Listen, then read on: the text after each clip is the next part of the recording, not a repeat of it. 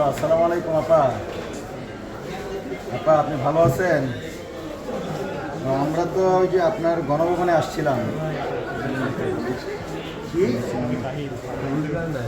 আপনি আসতেছেন? কত তারিখ আসতেছেন? ও আচ্ছা আচ্ছা আচ্ছা। না আমরা ওই জুতার মালা তো নিয়ে আসছিলাম, কষ্ট করে যদি আসতেন জুতার মালাগুলো আপনাকে দিয়ে দিতে হবে। কি মোদিও আসতে চায়? সর্বনাশ। তাহলে দুলাভাইয়ের জন্য কি তাহলে আমরা আরেকটা মালা তৈরি করবো? আচ্ছা আচ্ছা আচ্ছা। না এখানে সাংবাদিকরাও আছেন আর কি, ওই লিঙ্ক টিঙ্ক না কি না শুনলাম আর কি যে আপনি নাকি ওখানে। ও আচ্ছা আচ্ছা, আর ব্যাপার না আপা। আপা তাহলে আপনি ঠুস করে ঢুকে যান, ঢুকে যান। ও ভয় পাচ্ছেন?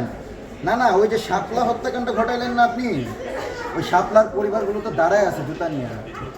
না পিলখানার ওই যে ওই দেশপ্রেমিক সেনাবাহিনীগুলো অস্ত্র নিয়ে আসে আর কি। আপনি আসলে আপনার ওই যে কাওয়া কাদের ছিল, কামাল ছিল, সাদ্দাম ইনান ছিল না, ওদের নাকি সব ছিঁড়া ফেলে ফেলবে আর কি। আরে না, তারেক রহমান কি করবে? আপনি আসেন, আপনি তারেক রহমানের ভয় পান? আপনি না পদ্মাতে ফেলে দিবেন ওদেরকে? না এখন ঠুস করে ফেলা লাগবে না। আপনি আসলে আমরা সবাই আপনাকে নিয়ে পদ্মার পারে যাব। আরে না না, আপনি কোনো চিন্তাই করবেন না। আপনি 16 বছর মানুষের রক্ত যেভাবে খেয়েছেন, আপনি আসার পর আমরা মানে বেশি আপনাকে কষ্ট দিব না, শুধু জুতার মালা পরিয়ে ফাঁসির সেল পর্যন্ত নিয়ে যাব। এবং ওই শাহবাগে নাকি মানে ফাঁসি দিলে জনগণ খুশি হবে আর কি।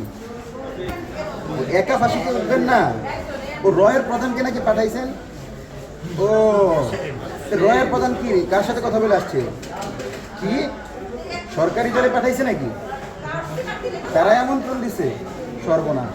তাহলে আপা এখন রয়ের প্রধান কেন আসছে আপা?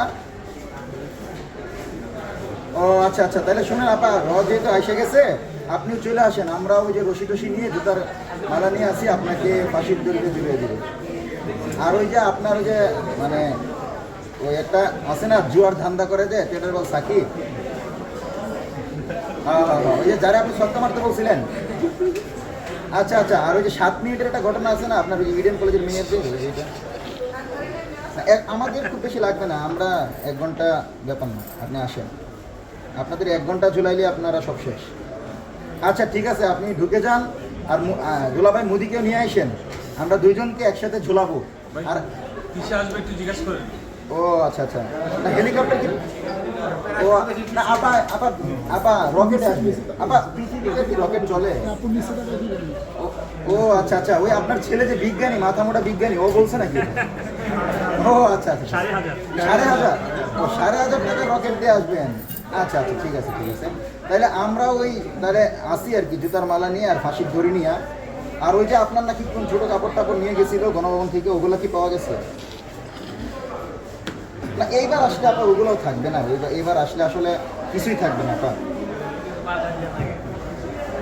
আচ্ছা আচ্ছা ঠিক আছে, তাহলে আপনি একটু কষ্ট করে মুদি সহ রর প্রধান কিন্তু পাঠাইছেন, বাকিদের সহ চলে আসেন। আমরা দেখি আর কি আপনার কি। ওইটা বেশি না, আপনাকে ফাঁসি দেওয়া হবে, আপনি ঝুলবেন আর আমরা উল্লাস করব, মিষ্টি বিতরণ করব। আর আওয়ামী লীগের সব নেতাকর্মী দেশ থেকে পালাবে, বাংলাদেশ ফেসিবাদ মুক্ত হবে। আর ওই যে যাদেরকে রাজাকার বলছিলেন না, ওই যে রাজাকার, এখন যাদেরকে ওই যে গুপ্ত বলেন আর কি, 3 জন বলে আর কি। তো আমরা সবাই একসাথে থাকবো আর কি, যারা বাংলাদেশপন্থী, মুক্তিযুদ্ধ 24-কে যারা প্রকৃত অর্থে ধারণ করে। আপনার বাপ তো একটা মজুর গুন্ডা ছিল না, ওই যে চশমা যে হারায় ফেলছিল, কোথায় চশমা রেখে চলে আসে? নারায়ণগঞ্জে। তো এই যে আপনারা বিভিন্ন জায়গায় কাজকর্ম করে চশমাও রেখে আসেন এগুলা। যাই হোক, তাহলে মুজিববাদের তো কবর রচনা হয়ে গেল। আপনি আসলে আপনার ফাঁসি দেওয়া স্বাধীন সার্বভৌম নতুন বাংলাদেশ পাবো, এবং আবু সাইদ ওয়াসিম মুগ্ধের নতুন বাংলাদেশ পাবো। তো ঠিক আছে, খুনি, স্বৈরাচারী এবং তুই তো একটা গণহত্যাকারী, তুই চলে আস, তাহলে ফাঁসির দড়িতে ঝোলাবে, সরকার সে অপেক্ষায় আছে।